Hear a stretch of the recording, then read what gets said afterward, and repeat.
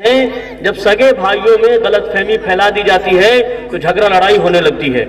اور جب کیا ہے کہ نوارن کر دیا جاتا ہے، صلح کر دی جاتی ہے، والصلح خیر، تو پھر بھائی بہن بھی محبت سے رہنے لگتے ہیں۔ تو چونکہ تمام انسان ایک ماتا پتا کی سنتان ہیں، پہلا انسان جو آدم علیہ السلام ہے اس کے ہم سب بچے ہیں، اس لیے ہم سب کو آدمی کہا جاتا ہے۔ تو آدمی کہنے کا کارن یہی ہے کہ آدم کی سنتان ہے، ایک ماں باپ کی سنتان ہے، ایک اللہ کے بندے ہیں اور ایک نبی صلی اللہ علیہ وسلم کے امتی ہیں۔ لیکن بڑی غلطی یہ ہوتی ہے کہ ہم لوگ کہتے ہیں کہ ہمارا اللہ نے یہ کہا ہے، ہم سب کا اللہ ہے، سارے منش، ہر انسان اسی اللہ کا بندہ ہے، ہمارے قرآن میں یہ لکھا ہوا ہے۔ یہ نہیں، ہم تمام لوگوں کی قرآن جو ہے، ہم تمام لوگوں کی ہدایت اور رہنمائی کے لیے جو کتاب آئی اس میں یہ لکھا ہوا ہے، ہمارے نبی نے یہ کہا۔ یہ نہیں، ہم سب کے نبی نے یہ کہا، حیات لے کے چلو، کائنات لے کے چلو، چلو تو ساری دنیا کو ساتھ لے کے چلو۔ ایک اللہ کے ولی سے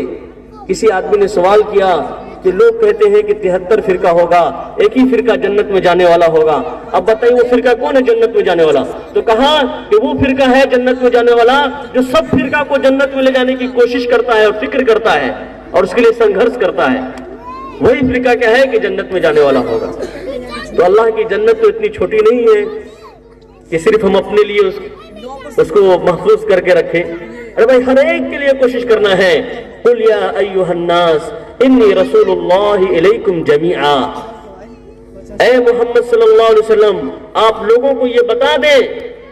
کہ آپ پوری دنیا کے لیے، پوری سنسار کے لیے، آل ورلڈ کے لیے کیا ہے کہ نبی بنا کر کے بھیجے گئے ہیں، شکشک اور گرو بنا کر کے بھیجے گئے ہیں، معلم اور ٹیچر بنا کر کے بھیجے گئے ہیں۔ تو محمد صلی اللہ علیہ وسلم کی تعلیمات پوری دنیا کے انسانوں کے لیے اور پوری دنیا کے جناتوں کے لیے، جنات بھی آپ صلی اللہ علیہ وسلم کا امتی ہے اور انسان بھی ہے، چاہے سکھ ہو، چاہے بدھسٹ ہو، چاہے جین مذہب کا ماننے والا ہو، چاہے ہمارے ہندو بھائیوں میں جتنے فرقے ہیں سب ہیں، سب حضور صلی اللہ علیہ وسلم کے امتی ہیں۔ قرآن ہر ایک کی ہدایت کے لیے ہے، کوئی بھی آدمی اس کو پڑھ سکتا ہے، ہم اس کو ہندی میں، انگلش میں، گفٹ میں، ہدیہ میں اس کو دیں۔ جو آدمی پڑھنے والا ہو، چھوٹی چھوٹی کتاب ہو، اس کو ہم آپ تقسیم کریں۔ بخاری شریف کی حدیث ہے بڑی مشہور، بلغوا انی ولو آیا،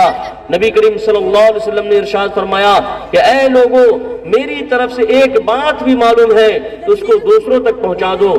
دین امانت ہے، اگر ہم امانت میں خیانت کریں گے تو ہماری پکڑ ہوگی، گرفت ہوگی۔ اگر کوئی کنواں ہے، انارہ، اس کے اندر آگ بھرا ہوا ہے اور اس میں ڈیوٹی پر کچھ لوگوں کو لگا دیا گیا ہے کہ اس میں کسی کو نہیں گرنے دینا ہے، اور اس کی تنخواہ آپ کو مل رہی ہے، اور آدمی ڈیوٹی کو چھوڑ کر کے ایسا وہ دوڑاتا رہے، گھومتا رہے، اور لوگ اس کے اندر گر رہے ہوں، مر رہے ہوں، جل رہے ہوں، تو بتائیے کہ آپ کے اوپر جرمانہ لگے گا کہ نہیں لگے گا؟ بالکل لگے گا۔ تو آج مسلمانوں کا حال یہی ہے کہ جس ڈیوٹی پر لگایا گیا تھا، داعی بنایا گیا تھا، وہ دعوت کے کام کو چھوڑ کر کے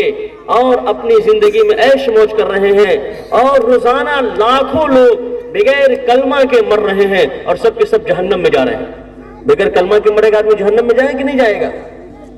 کچھ لوگ کہتے ہیں پہلے مسلمانوں کو دعوت دی جائے، اس کے بعد ہندو بھائیوں کو دعوت دی جائے۔